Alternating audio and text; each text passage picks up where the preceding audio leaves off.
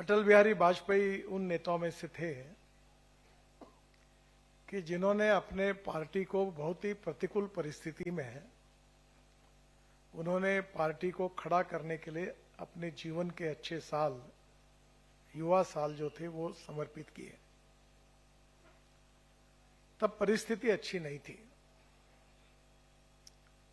जीतने का तो सवाल ही नहीं उठता था और विशेष रूप से लगातार हार होती रहती थी। मान सम्मान प्रतिष्ठा नहीं थी, सत्ता कोसों मील दूर थी। उस समय अटल बिहारी वाजपेयी जी देश में हर जगह पर जाकर भारतीय जनसंघ के रूप में और फिर भारतीय जनता पार्टी के रूप में अपने संगठन का विस्तार करने के लिए उन्होंने अपने जीवन को न्यौछावर कर दिया। मैं जब यहाँ आया तो मैं याद कर रहा था कि अटल बिहारी वाजपेयी जी की सबसे पुरानी याद कौन सी है मेरे जीवन में। तो नागपुर के एयरपोर्ट पर रात को उस समय एक डकोटा करके फ्लाइट होती थी कि जो पार्सल होते थे वो कलकत्ता से मुंबई जाने वाले सब विमान जो कलकत्ता, मुंबई, चेन्नई, दिल्ली एक ही समय नागपुर में आते थे और इधर का सामान उधर और उधर का सामान उधर। रात को 1 और 2 बजे हवाई जहाज आते थे और उस समय अटल जी को थैली देने का कार्यक्रम था और मुझे लगता है कि मुश्किल से 1,51,000 रुपए की थैली उस समय तय हुई थी। 1973 या 74 की बात होगी। तो रात को 1-2 बजे मैं भी हमारे नगर भवन महाल वार्ड में कार्य करता था, हाई स्कूल में HSC में पढ़ रहा था। तो उस समय सब कार्यकर्ता रात को अटल जी के स्वागत के लिए गए थे। ये जो पुराना हवाई अड्डा है अपना नागपुर का, वहां से एक मेन एंट्रेंस था, वहां से अंदर जाने की परमिशन मिलती थी। और जब अटल जी का आगमन हुआ तो रमेश दलाल जो थे, अभी अपने आज भी कार्यकर्ता हैं वो, और कुमार खारपेटे, उन्होंने एक नारा दिया कि देश का नेता कैसा हो, अटल बिहारी जैसा हो। हम लोग बड़े उत्साह के साथ उसको दोहरा रहे थे। अटल जी ने पीछे मुड़कर कहा, अरे ये मत कहो, देश का नेता कैसा हो ये महत्वपूर्ण नहीं है, ये देश कैसा हो ये महत्वपूर्ण है। यानी देश के प्रति उनकी जो निष्ठा थी उसमें उन्होंने अपने अहम को, स्वयं को, मी को समर्पित किया था कि ये देश कैसा होगा। और इसीलिए अटल बिहारी वाजपेयी जी के संपूर्ण जीवन में उनकी सबसे बड़ी निष्ठा अगर कोई थी वो राष्ट्र निष्ठा, ये उनकी सबसे बड़ी निष्ठा थी। हमारे राष्ट्र को मातृभूमि मानते हैं और राष्ट्र हमको सर्वोपरि है। और ये देश केवल भूमि का टुकड़ा नहीं है, अटल जी की कविता है, और ये हमारी मातृभूमि है, मां के बराबर है, मां से भी ज्यादा हम इस भूमि को मानते हैं जिसने हमको जन्म दिया है। और इस भूमि के विकास के लिए सर्वोपरि हम प्रयत्न करेंगे, यह भाव उनके जीवन का विचार था। और इसलिए स्वाभाविक रूप से जब राष्ट्रीय स्वयंसेवक संघ के स्वयंसेवक के रूप में ग्वालियर में जब वो विद्यार्थी थे तो हमारे नागपुर के ही एक संघ के प्रचारक थे तट्टी जी, और वो कार्यालय में रहते थे। आप में से कुछ लोगों को, गिरीश जी को और बाकी लोगों को पता होगा। तो अटल जी उनको गुरु के रूप में मानते थे और ग्वालियर में उनका संघ के साथ संबंध आया। फिर धीरे धीरे भौरव जी देवरस जो थे, उत्तर प्रदेश का, उत्तर भारत का संघ का काम देखते थे, उनसे संपर्क आया। और बाद में अटल बिहारी वाजपेयी जी ने पांचजन्य के ऑर्गेनाइजर इसके बीच में भी काम किया। एक पत्रकारिता के रूप में उन्होंने राष्ट्रवाद के विचारों के आधार पर अपनी लेखनी के द्वारा काम किया। उनका विशाल मन जो था एक विशाल कवि का मन था, और उनकी कविताएं जो थी वो हम सबके लिए बहुत महत्वपूर्ण इसलिए है कि इस कविताओं में से उनके मन में जो भाव था, जो विचार था, उसका प्रकटीकरण था, और इसलिए राष्ट्रभक्ति से पूरी तरह से प्रेरित होकर इस राष्ट्र के लिए समर्पित किया उनका जीवन, ये उनके व्यक्तित्व की पहचान थी। उनका वक्तृत्व ये उनकी सबसे बड़ी विशेषता थी। आप में से बहुत से लोगों ने कस्तूरचंद पार्क पर अटल जी का भाषण कुछ लोगों ने सुना होगा, कुछ लोगों ने नहीं सुना होगा, पर मैं युवा मोर्चा का अध्यक्ष था। उस समय गिरीश व्यास पूर्व नागपुर युवा मोर्चा के अध्यक्ष थे, दयाशंकर तिवारी मध्य नागपुर के अध्यक्ष थे, और आज जो भारतीय जनता पार्टी में प्रमुख नेता दिख रहे ऐसे लोग उस समय युवा मोर्चा में कार्यकर्ता थे। और मुझे याद है अनिल सोले भी थे, और अटल जी की एक सभा थी, और उस सभा के लिए भोलानाथ सहारे, अनिल सोले और मैं और हम सब कार्यकर्ता, मुन्ना महाजन थे, हम वो पोस्टर चिपकाते थे। तो सभा के पोस्टर चिपकाने के लिए वो एमएससीबी के जो लाइट थे वो जाते थे, तो लगाने के लिए उनके पास एक सीडी रहती थी, और वो सीडी साइकिल के एक साइकिल पर वो और दूसरे को लगाकर वो सीडी हम वो उसको चाय पानी का वादा करते थे, और वो हमको एमएससीबी के जो सेंटर था पावर स्टेशन का ऑफिस, वो सीडी देता था। और छोटू भैया की प्रिंटिंग प्रेस थी, और छोटू भैया भी वो भी बहुत कर्मठ कार्यकर्ता थे। तो मैं उनको पूछता था कि चिक्की चाहिए तो डब्बा दे दो, तो बोलते थे डब्बा क्यों चाहिए, फुकट का आया क्या, कितने किलो चाहिए, पहले 1 किलो ले जाइए, पानी डालिए, चिपकाइए, खत्म होने के बाद आइए फिर दूंगा। फिर पोस्टर मांगते थे, मैं बोलता था वो ढीक लेके जाता हूं, ये तुम्हारे जैसा काम नहीं होगा। फिर नोटा गिनते थे, वैसे वो पोस्टर गिनते थे, अनिल को याद होगा, किसी को याद, और 100 होने के बाद बोलते थे इतने पहले लगा के आओ फिर मांगो। आपको क्या लगता है मांगने के लिए, ये छापने के लिए पैसे लगते हैं। और फिर वो पोस्टर हम जब लगाते थे तो फाड़ देते थे लोग, तो वो पोस्टर पर वो सीढ़ी पर चढ़ते, वो ऊपर चढ़कर फिर वो चारों बाजू में चिक्की लगाकर अटल जी का जाहिर भाषण चलो कस्तूरचंद पार्क, वो पोस्टर हम चिपकाने के लिए रात को 2-2, 3-3 बजे तक घूमते थे। और मुझे याद है कि अभी ये जो पटवर्धन हाई स्कूल है आनंद टॉकीज के बाजू में, अभी वहां वो ब्रिज बना, उससे वो रोड टूटा, एक पीली दीवार थी, वो टेक्निकल इंस्टीट्यूट था, और बड़ी बड़ी दीवार थी। तो वो दीवार पर हमने तय किया कि पहले हमको सलाह दिया लोगों ने कि तुम एक काम करो कि पहले अच्छी दीवारें चुनो। तो मैं घूमकर दीवारें चुनी, तो उसमें वो दीवार थी। और एक मध्य नागपुर में अभी भी अपने कार्यकर्ता है दयाशंकर, जो कंचन प्रजापति करके, वो अच्छे पेंटर थे, 2 भाई थे। उनके पिताजी मणिराम प्रजापति अपने अच्छे स्वयंसेवक थे। तो फिर वह वहां जाकर भोलानाथ सहारे था, तो हम लोग वो दीवार खराब रहती थी, पहले उसको चूना मारते थे। तो चूना मारने वाले टीम में मैं था, क्योंकि मेरा हैंडराइटिंग बहुत गंदा था, तो चूना मारने का काम होता था। और मैं चूना मारने के बाद फिर कंचन प्रजापति, मैं भोलानाथ सहारे, हम सब लोग चूने मास्टर थे, चूना लगाने का काम करते थे। हाँ, और बाद में कंचन प्रजापति बड़े नील से या गेरू से उसके ऊपर अटल बिहारी वाजपेयी का जाहिर भाषण चलो कस्तूरचंद पार्क लिखते थे। वो दिन थे। मैं इसलिए डिटेल बता रहा हूं कि आज के जैसी क्या बोलना चाहिए, आज के जैसे काम करने की पद्धति नहीं थी।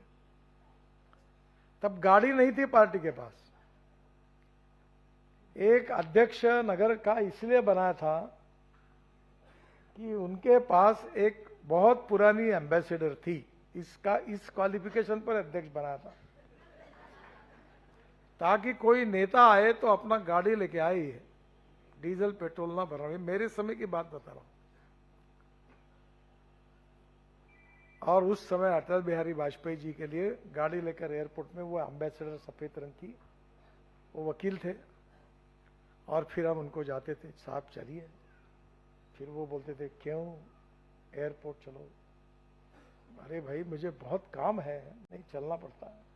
फिर उनको लेकर एयरपोर्ट जाते थे, और फिर उनके गाड़ी में बैठकर जो नेता आता था उसको लेकर कहीं छोड़ने का काम करते थे।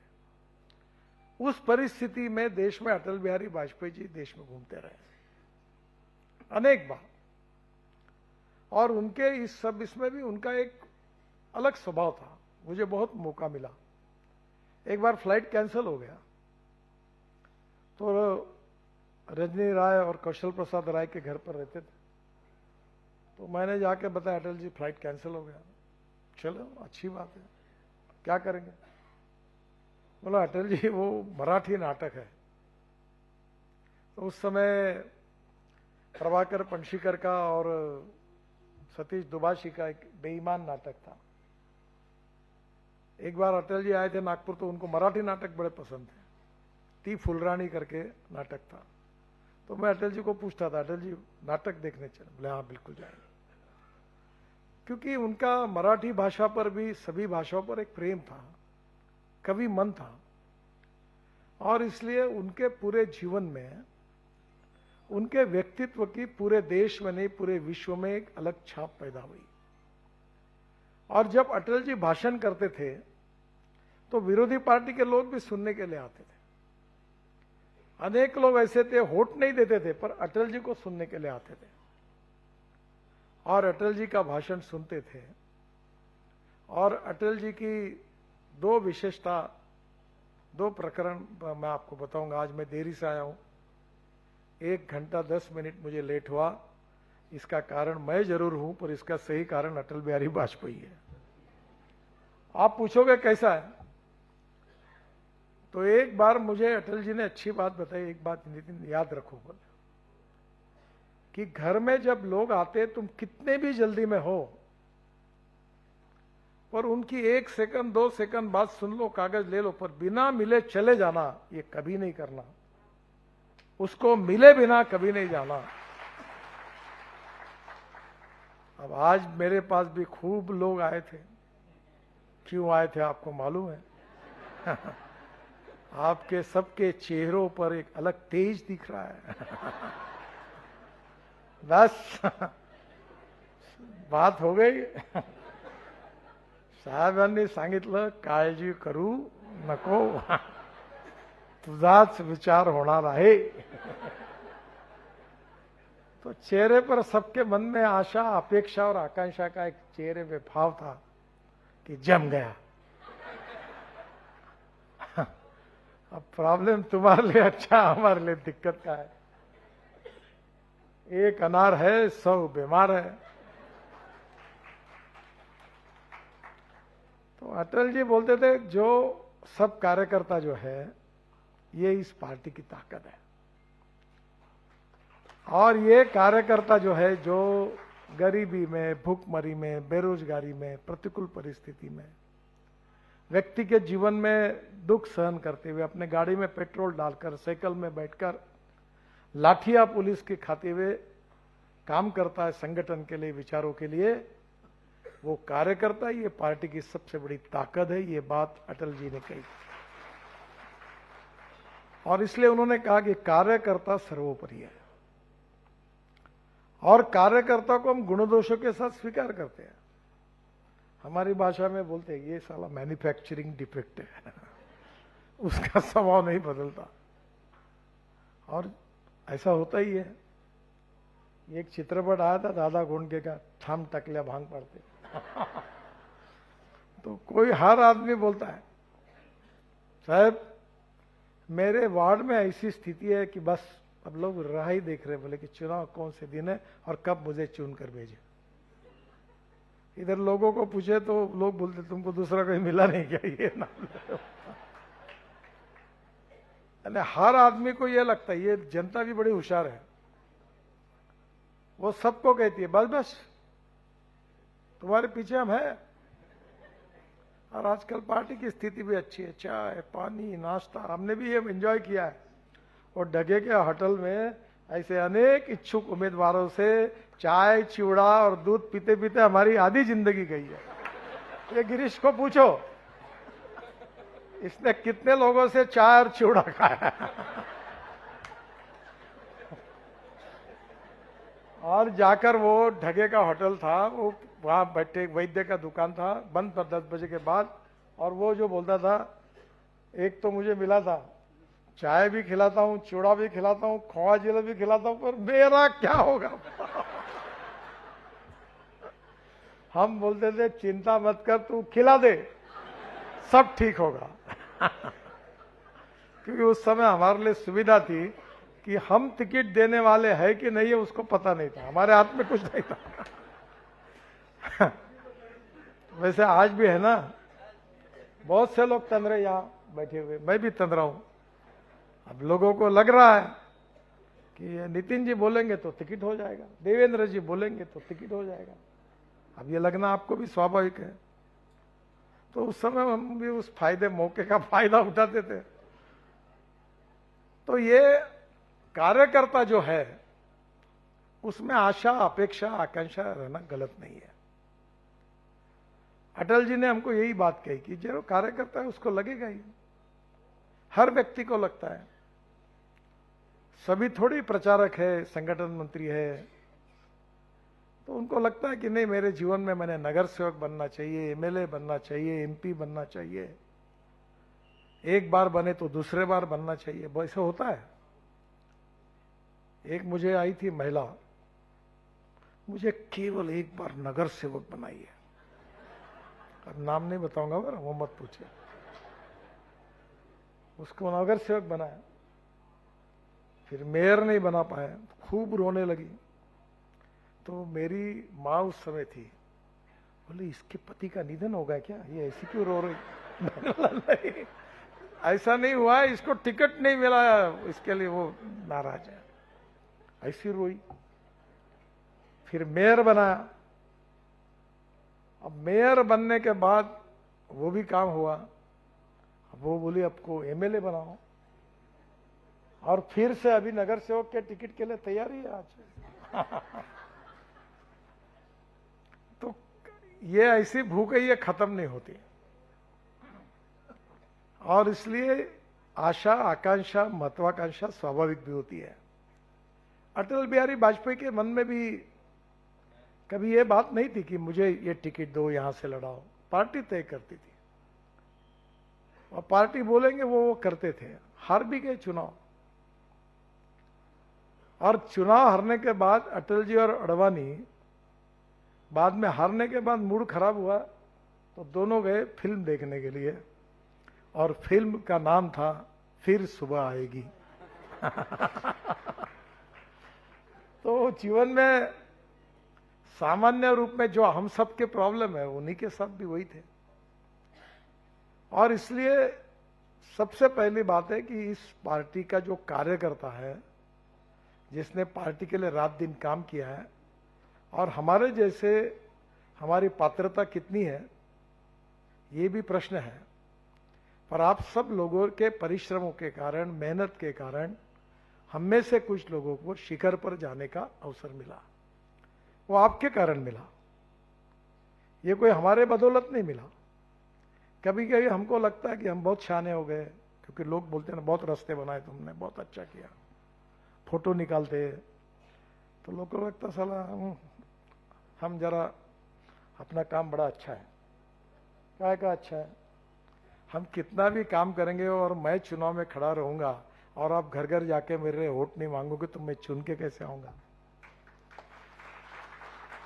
तो जो भी कार्यकर्ता नेता बड़ा होता है वो कार्यकर्ता है, और वो कार्यकर्ताओं के कारण बड़ा बना है। और ये किसी भी नेता ने कभी भूलना नहीं चाहिए। और यही बात भारतीय जनता पार्टी की ताकत है। अटल जी कहते थे कि इस पार्टी की सबसे बड़ी ताकत है देव दुर्लभ कार्यकर्ता, और देव दुर्लभ कार्यकर्ता ये पार्टी की ताकत और शक्ति है, ये बात उन्होंने बताई। 1980 में भारतीय जनता पार्टी की स्थापना